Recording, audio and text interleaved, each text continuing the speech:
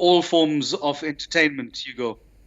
I can say that if you look at across the board, whether it's live theatre, um, staged events, um, film, TV productions, corporate events, voiceovers, all of that, we've found tremendous challenges.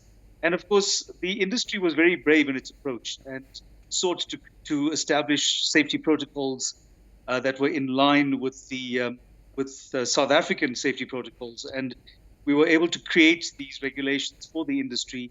We did get going again, and I think people were very brave in getting productions going. But still, um, I don't think there's anything we can really do now to try and retrieve the work, the stage productions, those live events, musical events, musical theatre.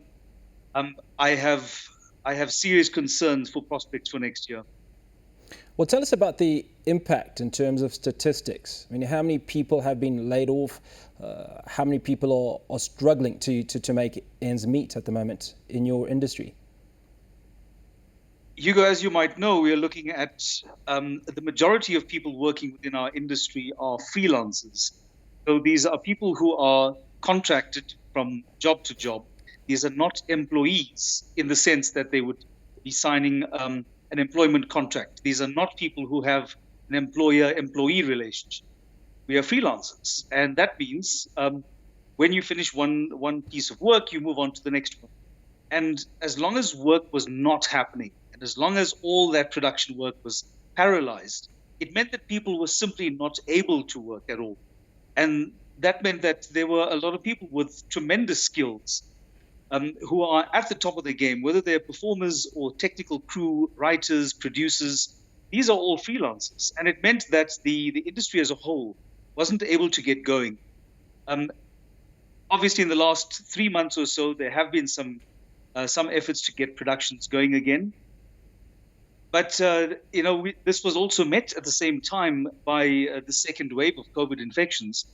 And there was very little that we could do to try and to build into the industry a way of continuing work and not also confronting the terrible prospect of the second wave. So we're in it now, and people are taking a break. It means that in total, this year has not done a lot for us. A lot of people remain out of work, remain heavily in debt. There's very little in terms of relief aid coming from government, because people simply don't know who all these freelancers are. Well, interesting that you raise that issue, because obviously your membership are not members or benefactors of the UIF. Now, thinking ahead, is this a plausible plan? Should this recur in the future? It needs to be regularized in some way, and it is absolutely essential that if we are going to create a model for managing our industry, and if we are going to model it along international standards, it is absolutely important that we work together with government, specifically the Department of Employment and Labour, in order to build in some kind of regulation that allows people to be identified for the work that they do, so that they are offered some kind of social security based on their contributions. Remember, freelancers also pay tax. And with that, we must try and create some kind of a mechanism, some safety net that's going to allow people to benefit with government's assistance through a structured plan that still has to be created. And I think it's devastating that we've dragged our heels on this for so long. All it took was the COVID-19 lockdown and the regulations that followed that created the perfect storm. Okay, I like the idea that you are taking some accountability, obviously, for this. So have you started making inroads or making a plan to put these structures in place? Because it would appear that COVID is going to be with us for the foreseeable future. That's right. The important thing is for us to find ways to continue working and for productions to be able to resume. Obviously, we want to try and keep our performers and technical crew safe while that happens. But we've got to be able to generate an income, and at the same time to be able to build within the industry structures that are going to allow government to provide some kind of relief funding. We are talking to the Department of Employment and Labour. We have already made certain proposals that they are considering It's one of the drawbacks, though, unfortunately, is that a lot of people are traditionally unused to working through a mandated organization. And certainly, I think that's become an issue for technical crew. They are not represented at these discussions, and they need to be with some very responsible leaders, because government is prepared to listen to the submissions and real proposals right now.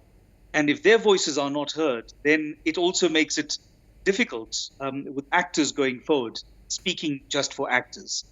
Obviously, we have a mandate to fulfill, but it's important that government needs to hear from all sides and all subsectors within the industry.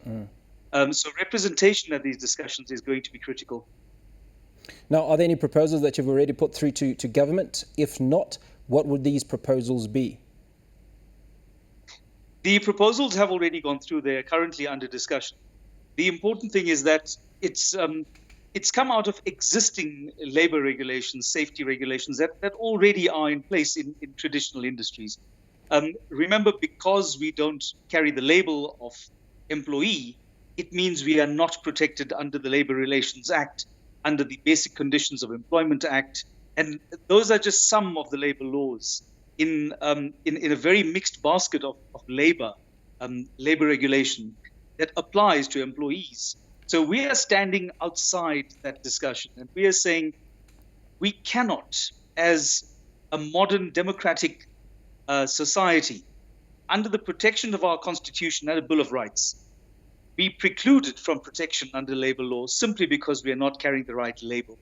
So let us try to understand the kind of protection that we can have as freelancers, even though we obviously don't want to simply take a cut and paste and replicate labor laws that are simply not going to work in our industry. It's important that we remain freelancers. There are, however, areas that can be adapted, and these are the areas that's under discussion right now.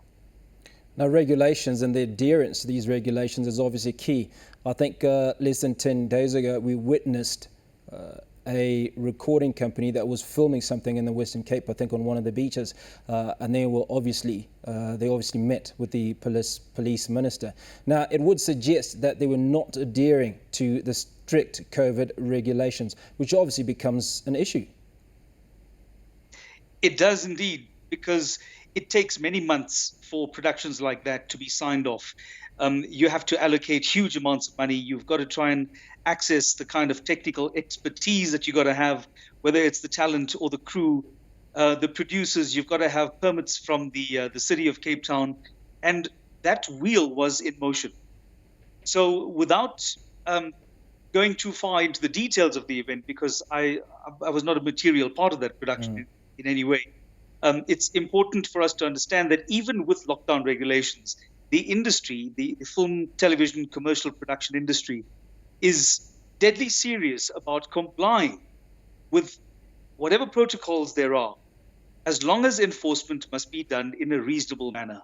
So if all these various signing off levels had been done in order to bring that production to that point, it would be very difficult for that production simply to stop, because 24 hours or 48 hours before that, regulations had changed. So there needs to be an ongoing dialogue between the industry and the enforcement of these lockdown regulations, simply because we don't want to create a situation where people who are finally in work after months of lockdown are now prevented from earning a living, even though they have made a bona fide attempt to go through all the protocols and the approvals that need to allow the production to continue.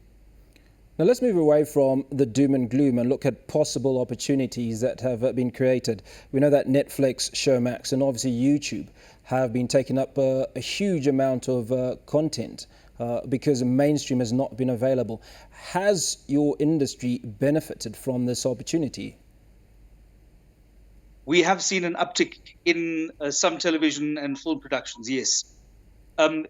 We need to remain vigilant, though, because we can see that there is a concern that Netflix is...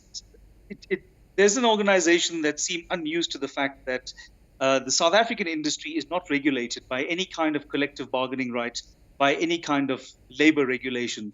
And that leaves talent in a very vulnerable position and ripe for exploitation, which is something that we are seeing on an ongoing basis. So we're trying to engage with producers to make sure that both producers and the platform itself, Netflix, is making provision for rates and working conditions to be applied in such a way that work is not taking place in an exploitative manner. And this is something that's extremely important to Saga. It is an ongoing conversation, but great cause for concern. Jack, we're going to have to stop it there, but we thank you for your time and fingers crossed for a better 2021.